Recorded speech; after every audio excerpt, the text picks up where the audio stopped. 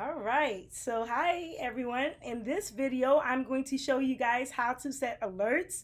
Um, Remember, every system is different, so of course, I can't go through every single brokerage for you to go ahead and do it. I just want to show you that it is possible.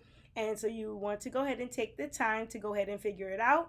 One of the other beauties of why I tell you why you should have a traditional brokerage rather than these new age brokerages such as Robinhood, Webull, etc., is because anytime you need to get on the phone and call somebody, like you really can't figure something out, you easily can get on the phone with them. Even usually on holidays, they're available weekends, early morning, late at night, you name it, somebody is available to assist you. And I mean, like that, you know, sitting up there waiting for long wait times, etc., except for really extenuating circumstances, which rarely ever happens. Somebody can assist you with that as well if you really need to find out. Okay, so anyway, let me show you. Once again, this is using Charles Schwab. So if any of you go with Charles Schwab, you'll know how to do it. So first and foremost, you can do it two ways. If you already have stocks, you literally just click on the stocks when you go through your brokerage account,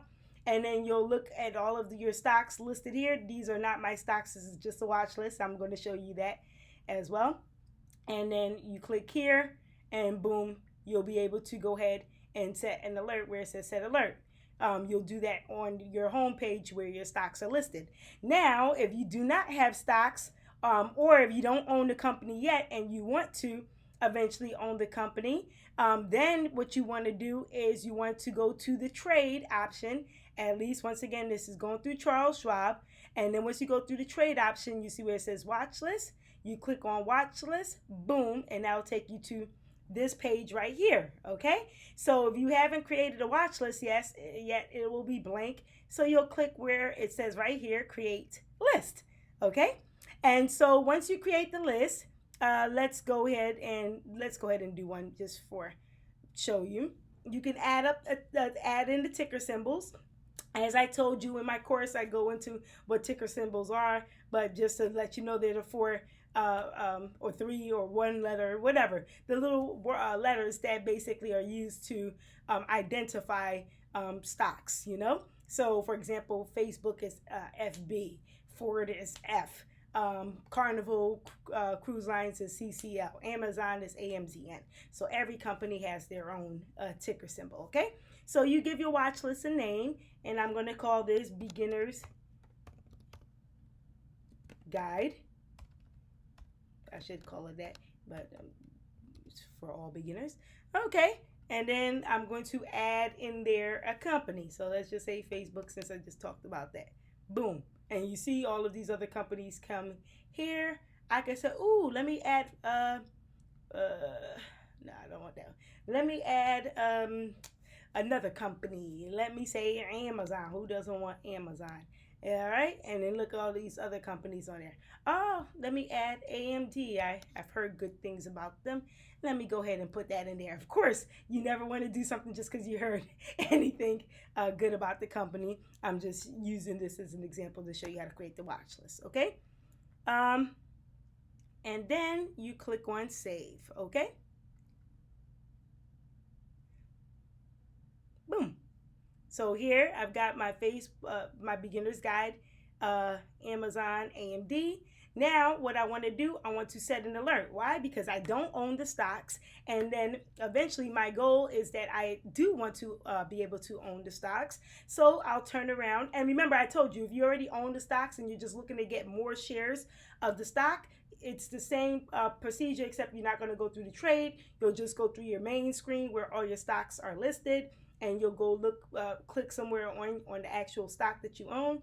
You should be able to find an alert option somewhere there. Okay, so remember, every company is different, but the gist is pretty much the same. And if you're really having difficulty, if you're with one of the traditional brokerages, you can go ahead and call them, and they'll be able to walk you through the process. Okay, so now here we go to set alert,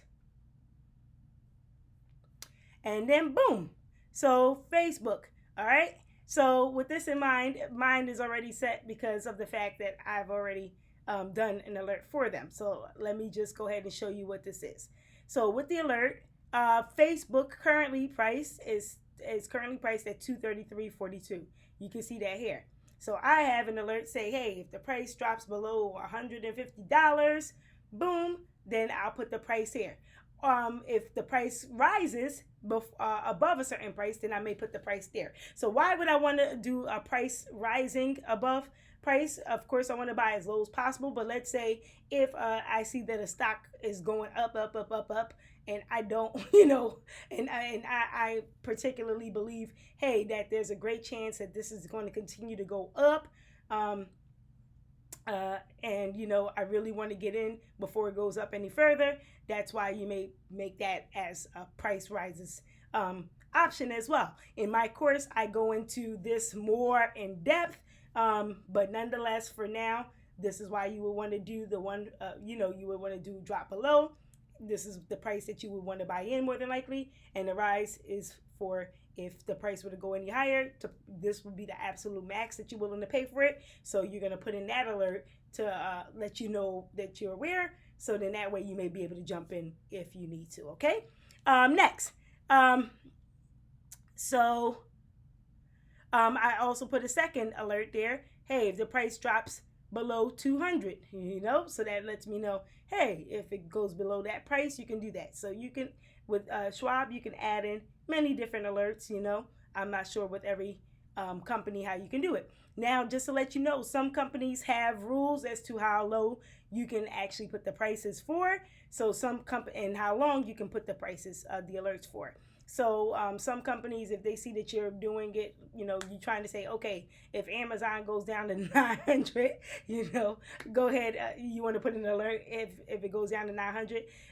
Some companies will call you and say, yo, bruh, you tried it. Nah, you can't do that. Why? Because if everybody were to make these sort of unrealistic prices, how would that really move the market? And they're not going to let that fly. Or some places may even say, okay, we'll let that fly, but there's going to be a nice fee or penalty for something of that nature.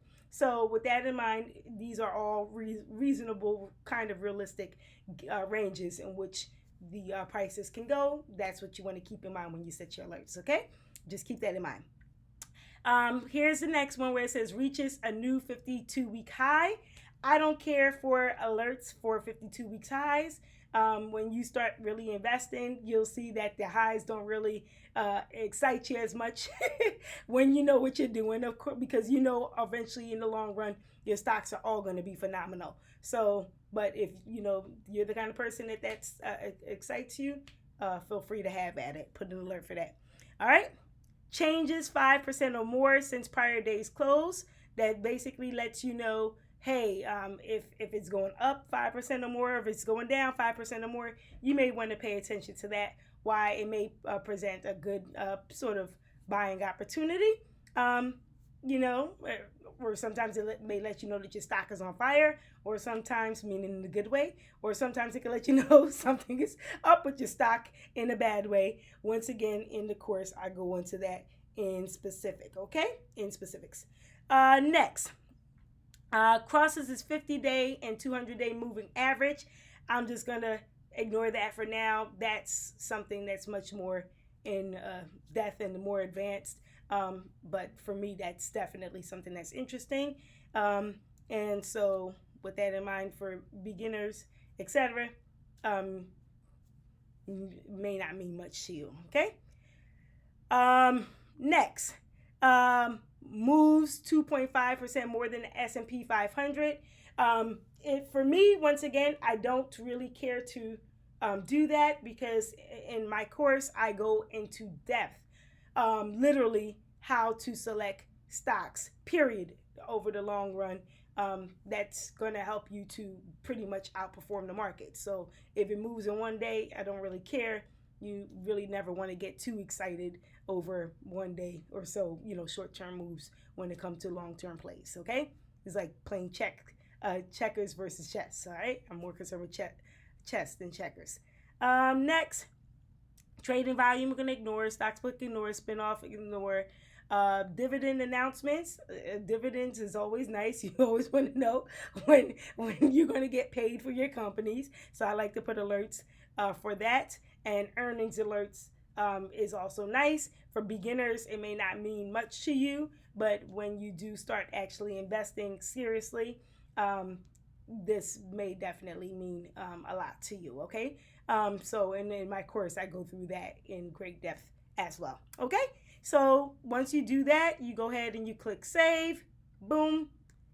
And so what's going to happen is now you're going to get all of this information sent to you however you decided to have that sent to you, whether it's through your phone or through email. I like phone notifications because, you know, sometimes you're sitting up there working out and then boom, you know, something starts popping up on your screen like, ooh, ooh. And so, you know, sometimes when you see those alerts and things going, prices going down, like, ooh, is it in my price range? And then it starts to get you unaware and ready to go ahead and capitalize on some sales. So with that in mind, I hope this video was helpful to you. And that's it. Go ahead and set those alerts and let's win.